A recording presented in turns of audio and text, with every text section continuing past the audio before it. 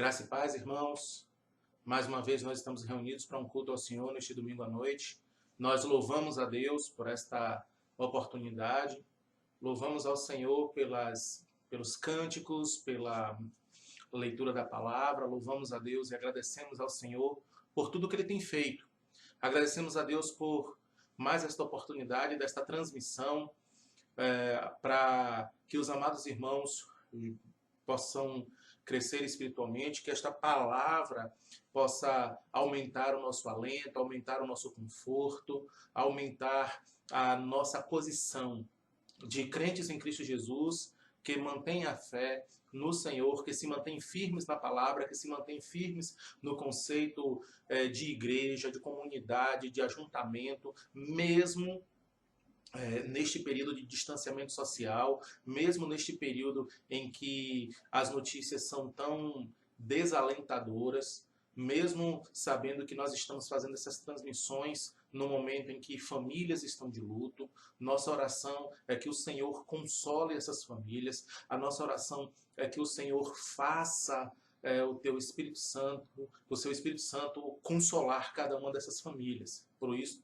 Por isso nós temos orado, para isso nós temos orado e temos também mantido o trabalho dentro das possibilidades deste momento que estamos vivendo, para que o nome do Senhor continue sendo louvado, para que a palavra de Deus continue sendo levada e que pessoas venham a conhecer Jesus Cristo como Senhor e Salvador de suas vidas e que a igreja possa crescer espiritualmente. Amém? Vamos abrir as nossas Bíblias para o livro de Atos, no capítulo 11. Então, teremos como texto para a nossa mensagem nesta noite, Atos, capítulo 11, a partir do versículo 19. Então, Atos, capítulo 11, versículo 19, o título da mensagem é Antioquia, uma igreja que amava. Então, Antioquia, uma igreja que amava. Sempre lembrando que nós ainda estamos no tema escolhido pelos irmãos de ação social sobre o amor, né, o amor na prática. E vamos aprender um pouco com esta igreja. Né? Atos, capítulo 11, versículos do 19 ao 30. Mas assim: E os que foram dispersos pela perseguição que sucedeu por causa de Estevão, caminharam até a Fenícia, Chipre e Antioquia, não anunciando a ninguém a palavra, senão somente aos judeus. E havia entre eles alguns varões de Chipre e de Cirene, os quais, entrando em Antioquia, falaram aos gregos anunciando o Senhor Jesus. E a mão do Senhor era com eles, e grande número creu e se converteu ao Senhor. E chegou a fama destas coisas aos ouvidos da igreja que estava em Jerusalém, e enviaram Barnabé até Antioquia, o qual, quando chegou e viu a graça de Deus, se alegrou e exortou a todos a que, com firmeza de coração, permanecessem no Senhor. Porque era homem de bem e cheio do Espírito Santo e de fé. E muita gente se uniu ao Senhor. E partiu Barnabé para Tarso a buscar Saulo, e achando-o, o conduziu para Antioquia. E sucedeu que todo um ano se reuniram naquela igreja e ensinaram muita gente. Em Antioquia foram os discípulos pela primeira vez chamados cristãos. Naqueles dias desceram profetas de Jerusalém para Antioquia. E levantando-se um deles, por nome Ágabo, dava a entender pelo Espírito que haveria uma grande fome em todo o mundo. E isso aconteceu no tempo de Cláudio César. E os discípulos determinaram mandar, cada um conforme o que pudesse, socorro aos irmãos que habitavam na Judéia. O que eles com efeito fizeram, enviando aos anciãos por mão de Barnabé e Saulo. Oremos. Querido Senhor, glorioso Pai, louvado e exaltado seja o teu santo nome, Pai. Em nome de Jesus Cristo, Senhor, te agradecemos por esta oportunidade, ó Deus, que o Senhor nos dá na transmissão desta mensagem. Muito obrigado, Senhor Deus, porque o Senhor tem nos sustentado. Mais uma vez, ó Pai, nós oramos que o Senhor console os corações daqueles que estão de luto, aquelas famílias que estão enlutadas, ó Pai. Pedimos uma bênção toda especial no fortalecimento da Tua igreja, Senhor Deus, a despeito das perdas, das lutas, do luto, o Senhor tem consolado o teu povo. Ó Deus, em nome de Jesus Cristo, te pedimos por esta mensagem, nesta noite, que o Senhor fale conosco, nos ajude a compreender a tua palavra e, compreendendo, nos ajuda, Senhor Deus, a colocar em prática. Nós oramos em nome de Jesus. Amém. Então, amados irmãos, nós somos gratos a Deus pela sua palavra que tem aqui. Tem em Antioquia uma igreja que amava. Qual é a origem dessa igreja? O versículo 1, o versículo 19 vai falar sobre a origem. E os que foram dispersos pela perseguição que sucedeu por causa de Estevão, caminharam até a Fenícia, Chipre e Antioquia, não anunciando a ninguém a palavra, senão aos judeus. Então, nós temos aqui a origem, que eles eram perseguidos por causa de Estevão, e eles fugiram para essas regiões, Fenícia, Chipre e Antioquia. E vamos falar aqui especificamente de Antioquia, mas a origem dessa igreja, ela se dá por causa de uma necessidade de obedecer ao Senhor, e obediência essa que não ocorreu. Quando nós vamos para Mateus capítulo 28, eu peço que os irmãos abram para Mateus capítulo 28, nós lemos os versículos do 18 ao 20, nós vemos uma ordem especialmente clara, uma ordem do Senhor dada aos discípulos que diz assim, Mateus 28, 18. E chegando-se Jesus falou-lhes dizendo, é-me dado todo o poder no céu e na terra. Portanto, ide, ensinai todas as nações, batizando-as em nome do Pai, e do Filho e do Espírito Santo, ensinando-as a guardar todas as coisas que eu vos tenho mandado, e eis que estou convosco todos os dias, até a consumação dos séculos. Amém. Então, essa é uma ordem do Senhor. Nós também temos outra ordem dada pelo Senhor, aqui já escrita aqui por Lucas, em Atos capítulo 1, versículo 8, diz assim, mas recebereis a virtude do Espírito Santo que há de vir sobre vós, e ser-me-eis testemunhas, tanto em Jerusalém como em toda a Judéia e Samaria, e até aos confins da terra. Então, o que é que nós vemos? As últimas ordens, né, a última vontade expressa de Jesus aos discípulos, antes de ascender aos céus, antes de sentar à destra da majestade nas alturas, foi o quê? Dizer aos discípulos, olha, vocês precisam pregar o evangelho em todos os lugares. Mas o que é que nós encontramos? Uma igreja em Jerusalém que ela fica em Jerusalém, ela desobedece, ela se esquece daquilo que o Senhor Jesus ordena e ela permanece ali. Então vem uma perseguição. E qualquer cristão que estivesse ali naquele contexto de Jerusalém, dos arredores de Jerusalém, qualquer cristão que estivesse ali, poderia imaginar o seguinte, olha, essa perseguição, ela prejudica a igreja. Olha, esta situação, ela prejudica a igreja, provavelmente enviada pelo diabo. Mas notemos que esta perseguição ela é uma consequência da desobediência da igreja. Então, por causa da perseguição, em virtude do fato de que a igreja estava desobedecendo às ordens do Senhor, então a igreja ela faz de maneira forçada aquilo que deveria fazer de maneira natural, por amor e obediência à ordem do Senhor, à palavra de Deus. Então a igreja ela é perseguida, o texto diz no versículo 19, que eles foram dispersos pela perseguição. Ou seja, eles saíram dispersos, cada um fugindo para um determinado lugar, e assim algumas igrejas elas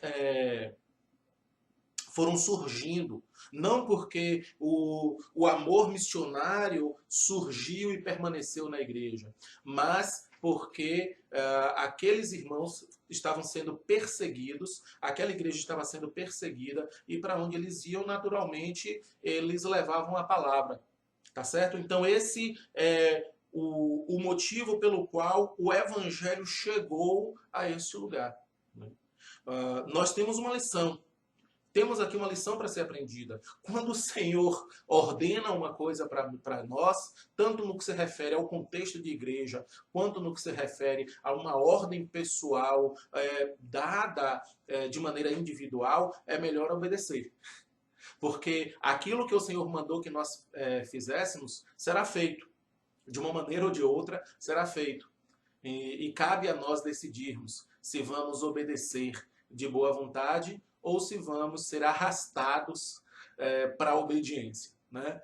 Eu costumo dizer que é melhor obedecer de boa vontade, porque ser arrastado rala a pele, tem dor, hematomas e tudo mais, é melhor obedecermos ao Senhor. Mas assim, quando nós olhamos para esse versículo, nós vemos que por causa de Estevão, então a fama de um homem que decidiu obedecer, a fama de um homem que aquele que é chamado o primeiro mártir da igreja, aquele que decidiu obedecer, faz com que outros também fossem perseguidos. Isso nos mostra uma questão de ligação.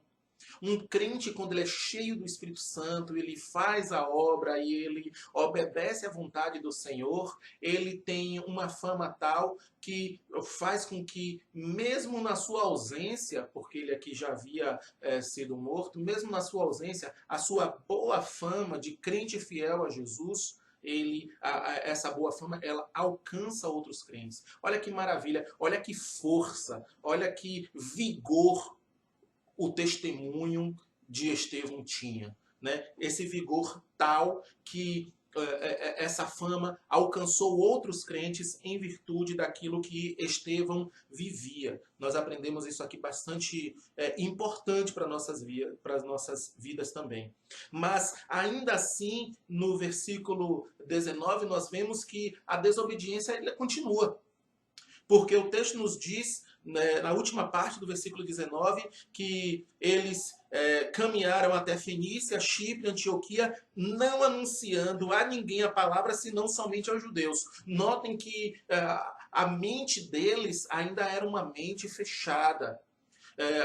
A ordem que Jesus dava, o que Jesus deu para eles, foi uma ordem que ainda assim foi mal interpretada. Eles podiam pensar do seguinte: não, Jesus mandou que nós fôssemos a todas as nações, mas assim, Jesus era judeu. Né? A salvação é só para os judeus. Havia ainda uma espécie de exclusivismo, talvez até preconceito contra os gentios, muito em virtude também do fato de que a nação de Israel sempre tinha sido, sempre fora pisada, sempre fora esmagada ali por outros povos mais poderosos ao redor. Né? Havia a lembrança da escravidão no Egito, que é muitos séculos antes, mas havia ainda essa lembrança no que se refere aos escritos. Nós podemos ver aí os impérios babilônico, sírio, assírio, medo-persa, macedônio, também conhecido como grego, e agora Império Romano. Até alguns historiadores, inclusive, até acreditam que durante um curto período de tempo, até o Império Parto teve algum tipo de influência e de tirania sobre aquela terra. Então, era um povo que estava deixando com que a história, com que o preconceito, com que as suas convicções nacionalistas estivessem acima do que a palavra de Deus diz. E o que nós aprendemos aqui nesse trecho é que todas essas coisas elas precisam ficar debaixo da palavra. A ordem do Senhor, a vontade de Deus, a palavra do Senhor, ela precisa ter primazia, ela precisa estar acima das nossas convicções, acima da nossa percepção de história, acima da nossa percepção de sociedade, acima da nossa percepção de seja lá o que for. A palavra do Senhor, ela precisa estar sempre na primazia, sempre em primeiro lugar. Né? Então, nós vemos aqui que a desobediência continua, porque a ninguém eles anunciavam a palavra, senão aos judeus. E o versículo 20 diz assim: e havia entre eles alguns varões de Chipre e de Cirene, os quais, entrando em Antioquia, falaram aos gregos, anunciando o Senhor Jesus. Então, aqui nós vemos alguns varões, tanto de Chipre quanto de Cirene. Né? Aqui, versículo 20, havia entre eles alguns varões de Chipre e de Cirene. Quem são esses varões de Chipre e de Cirene? Será que são pessoas, são irmãos, crentes, que eles se converteram ali no dia de Pentecoste, em Atos capítulo 2? Porque são regiões que são citadas ali, né? Nós vemos que quase todas as regiões cujo domínio romano influenciava foram citadas ali, pelo menos ali na parte meso-oriental e parte oriental do Império Romano, quase todas as regiões foram citadas ali. E nós encontramos essas regiões também aqui, 3 dessas regiões também aqui.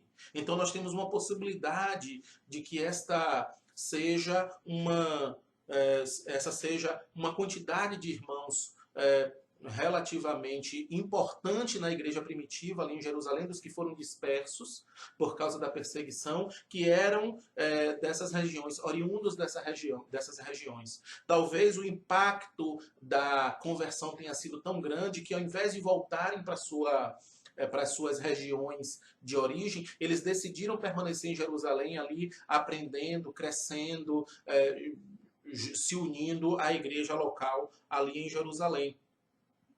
Talvez sejam esses assim. Talvez eles sejam frutos de conversões já por causa da perseguição mesmo.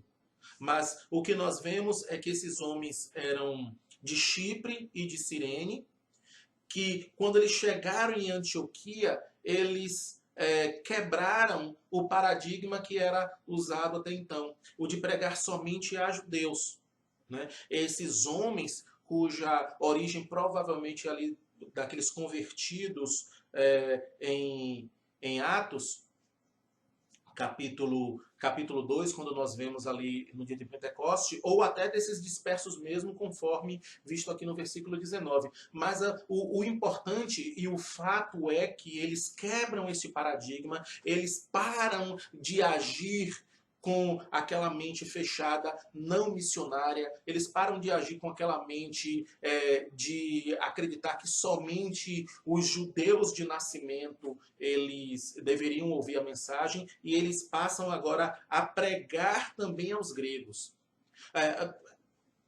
Há duas interpretações para o que a Bíblia no Novo Testamento chama de gregos, tá certo? E nós vamos aqui olhar essas duas interpretações possíveis, e em ambas as interpretações o lugar, o objetivo ao qual é alcançado é o mesmo.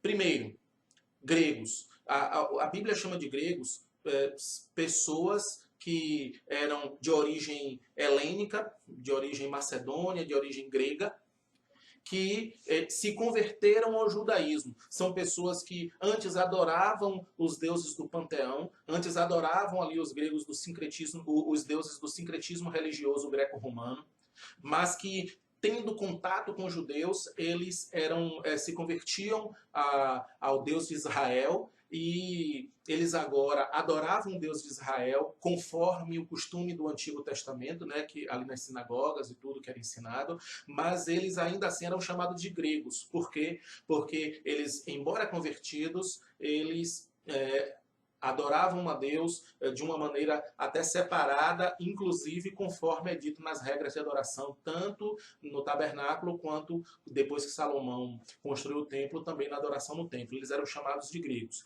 A outra possibilidade de nós vermos aqui quem são esses gregos aqui, é a possibilidade de que realmente tanto esses cipriotas quanto esses cirênios, eles estavam pregando a gregos no que se refere a pessoas que eram realmente ainda adoradores do panteão greco-romano. Em ambas as possibilidades, ou até um misto mesmo dessas duas, o que eles alcançam é a mesma coisa, o quê? Um número crescente de cristãos, o evangelho agora alcançando gentios, e o evangelho crescendo mais entre os gentios do que entre os próprios judeus. De modo que esses homens, tanto de Chipre quanto de Cirene, ao quebrarem esse paradigma, ao seguirem a palavra de Deus, a ordem do Senhor Jesus de maneira realmente ao pé da letra, eles alcançam um êxito e eles alcançam o favor de Deus de maneira muito mais eficaz do que aqueles que, em virtude de toda uma história, de todo um preconceito e de toda uma ideia equivocada sobre o Evangelho, não estavam alcançando tanto assim pessoas para o Evangelho. Então, o amor por missões, ele já aparece aqui na origem da igreja de Antioquia. Aqueles primeiros dispersos, eles não tinham isso. Eles pregavam só para os judeus. Mas a gente já vê aqui no versículo 20, que esses homens eles já tinham uma mente mais voltada para que o evangelho fosse pregado não somente nos arraiais judeus, mas também entre os gregos, quer sejam eles, quer judeus agora convertidos, ou seja, gregos que se converteram ao judaísmo, quer sejam eles gregos nem convertidos ao judaísmo, que foram do panteão greco-romano direto para o cristianismo, não importa. O que importa é que esses homens, eles já tinham esta visão missionária, essa visão evangelística, eles colocaram em prática e o Senhor fez valer a sua vontade, que é o quê? Que o evangelho seja pregado a todos os povos. Glória a Deus por isso. Os versículos 21 e 22 diz assim: e a mão do Senhor era com eles, e grande número creu e se converteu ao Senhor. E chegou a fama dessas coisas aos ouvidos da igreja que estava em Jerusalém, e enviaram Barnabé até Antioquia. A mão do Senhor era com eles. Né? Aqui nós vemos a consequência da boa pregação do Evangelho, do amor na prática aos outros povos, no amor na prática aos gentios, do amor na prática a outras pessoas. Nós vemos aqui a consequência disso. A mão do Senhor era com eles.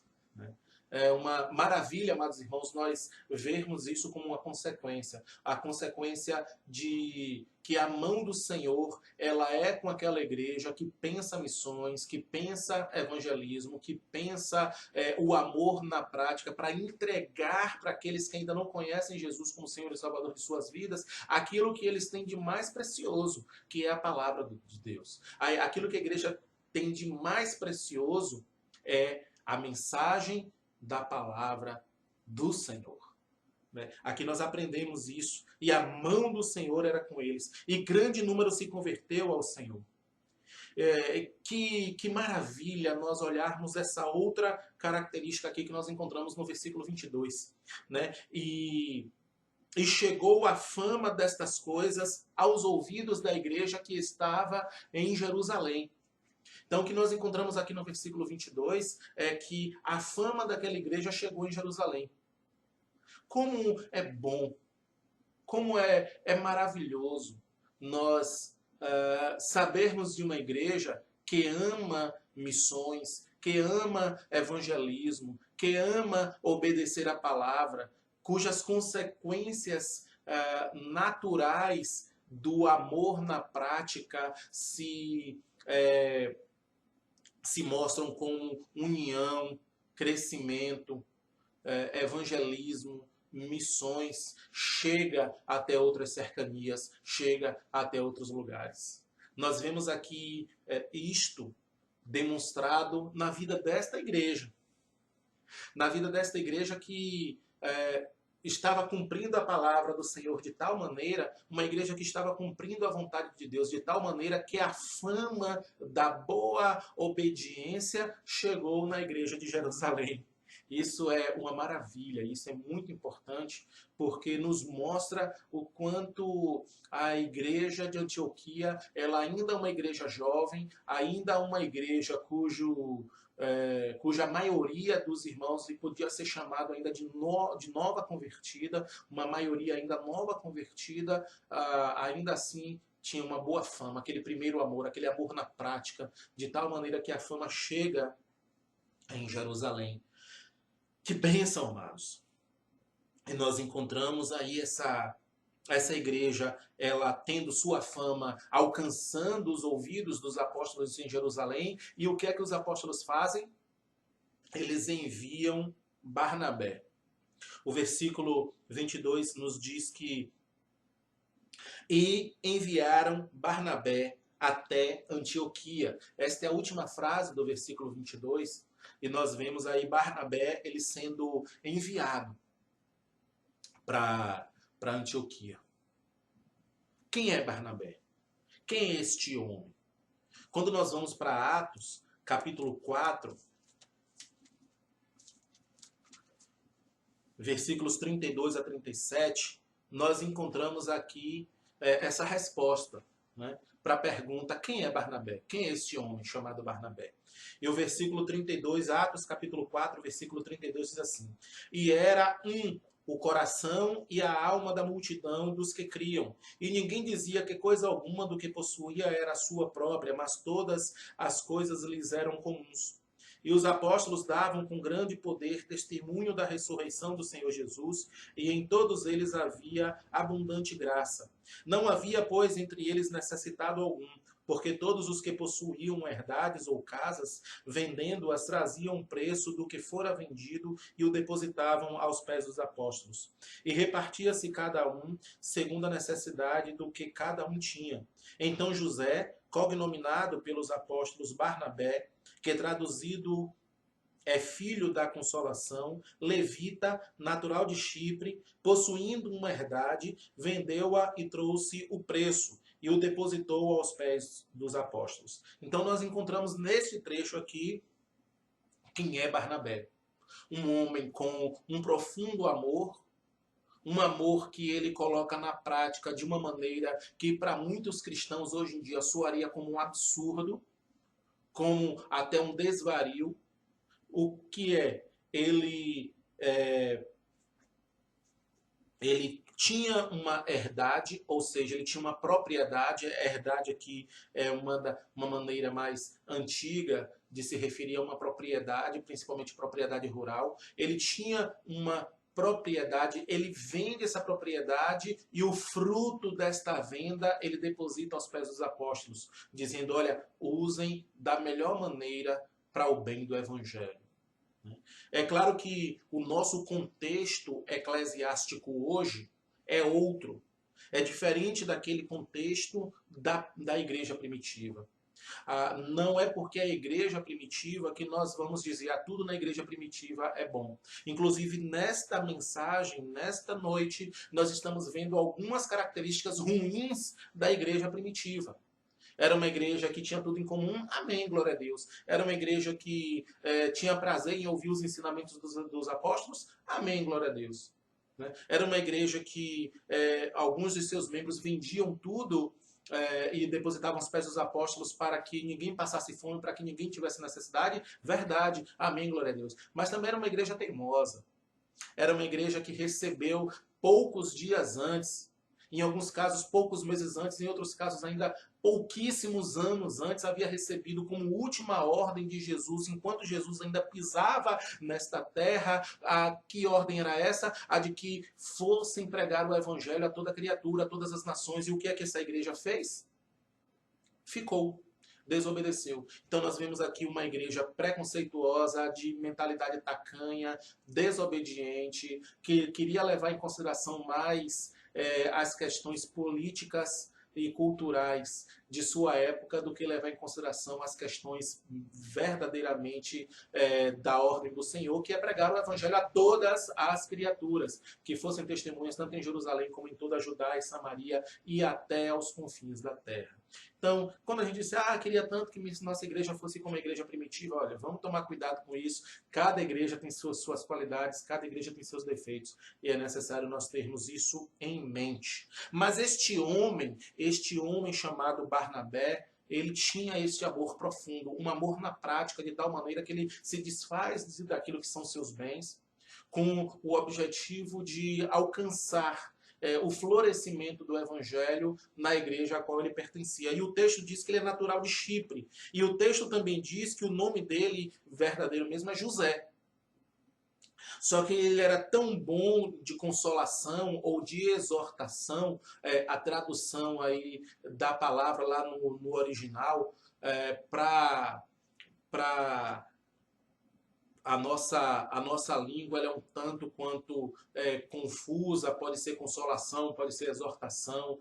Então, independentemente de como está na sua Bíblia, como está na sua tradução, não se preocupe, está ótimo, exortação ou consolação. Mas nós encontramos aqui Barnabé, vamos chamar, ele é mais conhecido pelo apelido do que pelo nome, então vamos lá. Barnabé, ele é enviado para Antioquia justamente para que ele veja o que está acontecendo e para que ele possa, inclusive, levar posteriormente até um relatório para os apóstolos sobre o que estava acontecendo lá. E quais são as características de Barnabé? Por que logo Barnabé? Primeiro, os apóstolos confiavam em José, chamado Barnabé, para uma atividade dessa, para uma missão como essa, porque Barnabé era cheio do Espírito Santo. Então, isso é a primeira coisa que é necessário ser vista. É necessário que quando a igreja tenha um papel especial a ser desempenhado, é necessário que esse papel seja desempenhado por alguém que é cheio do Espírito Santo. Barnabé, ele era alguém que tinha um amor na prática, ele amava de verdade, ele tinha dado provas na prática de que amava a igreja. Então, mais um motivo para que ele fosse o escolhido para ir para Antioquia. E terceira característica, ele era cipriota. O texto diz aqui que ele era levita natural de Chipre. Então ele tinha, embora sua ascendência seja uma ascendência israelita, ou seja, da tribo de Levi, mas ele era natural de Chipre. E nós vimos aqui que os pregadores, voltando para Atos capítulo 11, nós vimos que os pregadores que começaram a pregar para os gregos de Antioquia eram também cipriotas. Nós vimos aqui cipriotas e cirênios, aqui no versículo 20 de Atos capítulo 11. Então nós vimos essas três características e as duas características principais, cheio do Espírito Santo e cheio de amor. Nós encontramos este homem agora com esta demanda, com esta missão a ser cumprida. Chegar em Antioquia, ver como é que estava a igreja recém-nascida em Antioquia, levar palavras de consolação ou de exortação, ou ambas as palavras, exortação e consolação para aquela igreja, para que ela pudesse crescer firme, sem heresias, sem problemas, uma igreja cheia do Espírito Santo e cheia de amor. Eis que este é Barnabé, como nós encontramos aí no versículo 22. E no versículo 23 diz assim: o qual, quando chegou e viu a graça de Deus, se alegrou e exortou a todos os que com firmeza de coração permanecessem no Senhor. Ele já chega colocando em prática aquilo que originou o seu apelido. Ele já chega logo, já vai logo exortando, ele já vai logo chamando cada um deles para que eles, como diz aqui o texto, para que com firmeza de coração eles permanecessem no Senhor. Olha, o meu apelido é Barnabé e não é por outro motivo não, é por esse. Ó. Vamos ficar firmes, vamos ter os nossos corações exortados, vamos ter os nossos corações consolados de tal maneira que a gente permaneça firme na fé. Então esse é Barnabé. Esse é Barnabé sendo Barnabé. Né? Um homem que amava a igreja, um homem que amava as coisas do Senhor, um homem que queria verdadeiramente buscar a vontade de Deus em sua vida, e isso no que se refere também a ver Cristo na vida dos outros. Glória a Deus por isso, glória a Deus pelo exemplo do grande Barnabé para a igreja dos nossos dias. Ele já chegando, Barnabé já chega sendo aquele que ele é, Barnabé. Né? Que maravilha, amados irmãos, como um homem ele consegue assim influenciar, ele consegue verdadeiramente influenciar uma igreja para o bem, influenciar a igreja para obediência, para fazer a vontade de Deus. O versículo 24 diz assim: porque era um homem de bem, cheio do Espírito Santo e de fé, e muita gente se uniu ao Senhor. Nós vemos aqui o versículo 24 descrevendo aquele homem com três características. Ele era de bem, ou seja, era um homem cuja sociedade podia perceber que ele era um homem de bem. Ele era um homem que ninguém tinha o que apontar contra ele. Ele era também cheio do Espírito Santo. Nós já vimos isso, e também cheio de fé. É alguém que tinha fé, uma fé que era inabalável, uma fé que não importava o que acontecesse, ele permanecia ali firme na vontade de Deus. Então, glórias ao Senhor por isso. E muita gente se uniu ao Senhor.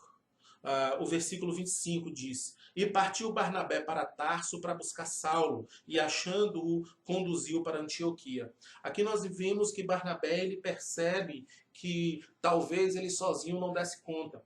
Nós vemos que logo depois, no capítulo 13, nós vamos ver essa parceria de uma outra maneira, mas aqui essa parceria começa.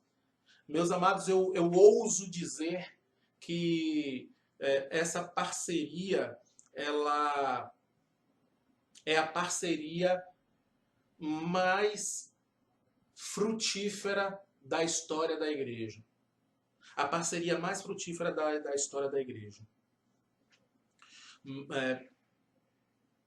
5 ramos da igreja ortodoxa oriental hoje se dizem sucessores diretos dessa igreja de Antioquia.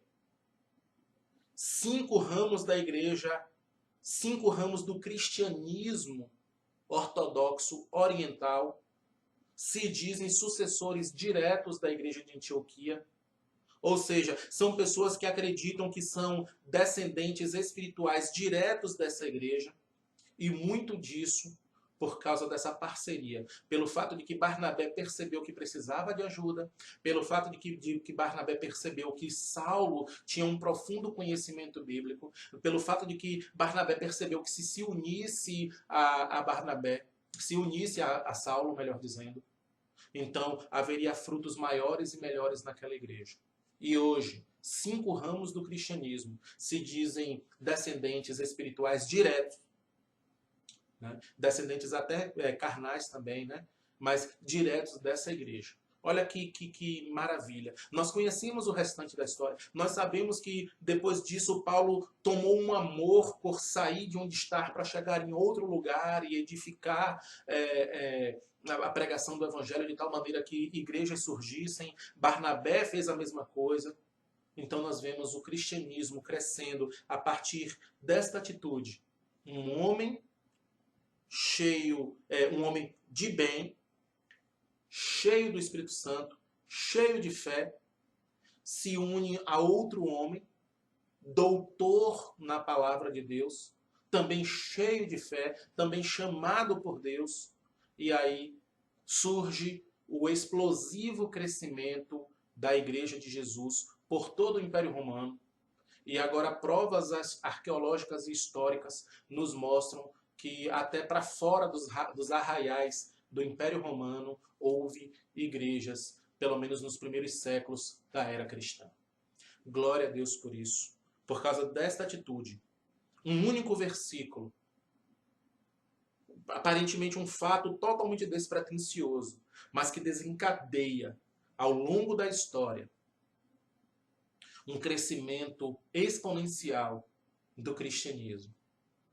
Todo o Meso-Oriente e todo o Ocidente influenciado pela igreja, pelos 12 apóstolos. Não quero aqui diminuir o trabalho efetuado por Pedro e pelos demais apóstolos em Jerusalém, mas não podemos também negar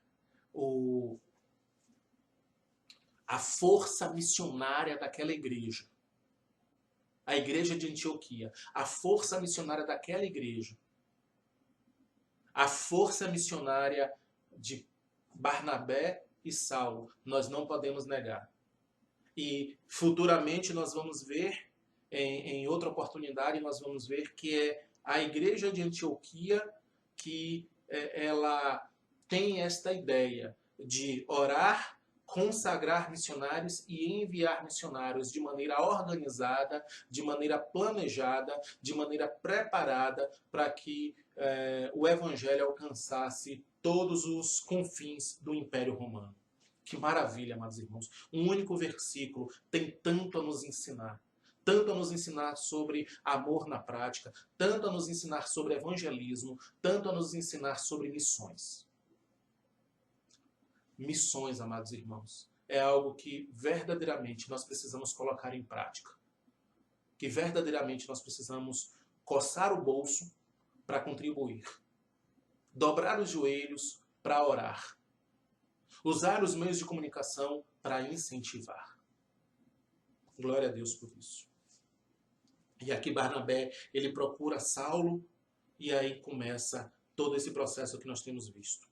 O versículo 26 nos diz: E sucedeu que todo um ano se reuniram naquela igreja e ensinaram muita gente. Em Antioquia foram os discípulos pela primeira vez chamados cristãos. Amados, é engraçado o quanto o fato de que quando os cristãos eles começaram a ser chamados de cristãos, este nome foi um nome de gozação, um nome que foi usado, né, para fazer gozação, era um nome pejorativo. Lá vai ali, cristão. E o nome pegou. Algo que era acusativo, algo que era depreciativo, pelo menos no coração de quem xingava os crentes de cristãos, acabou pegando. E hoje nós carregamos no coração uma gratidão por esta igreja que fez tanta diferença naquela cidade, fez tanta diferença em todo o império, de tal maneira que eles foram chamados de cristãos pela primeira vez. Nós carregamos uma gratidão no coração, porque hoje nós também podemos ser chamados cristãos. Nós também hoje, como filhos do Senhor, também podemos ser chamados de cristãos. E o texto nos diz que Barnabé e Saulo eles passaram um ano ensinando naquela igreja. Um ano. Muita gente foi ensinada. Quais são as consequências disso? Quais são as consequências? Versículos 27 a 30. Naqueles dias desceram profetas de Jerusalém para Antioquia. Então a igreja foi estabelecida, a igreja foi sedimentada pelo ensino da palavra, a notícia de que a igreja era forte, pungente, chegou em Jerusalém de novo, a fama continua chegando, e agora alguns profetas eles descem de Jerusalém para Antioquia, e levantando-se um deles, por nome Ágabo, dava a entender pelo Espírito que haveria uma grande fome em todo o mundo. E isso aconteceu no tempo de Cláudio César. E os discípulos determinaram mandar cada um conforme o que pudesse socorro aos irmãos que habitavam na Judéia. O que eles com efeito fizeram, enviando-o aos anciãos por mão de Barnabé e Saulo. Missões na prática. Ação social na prática. Evangelismo na prática.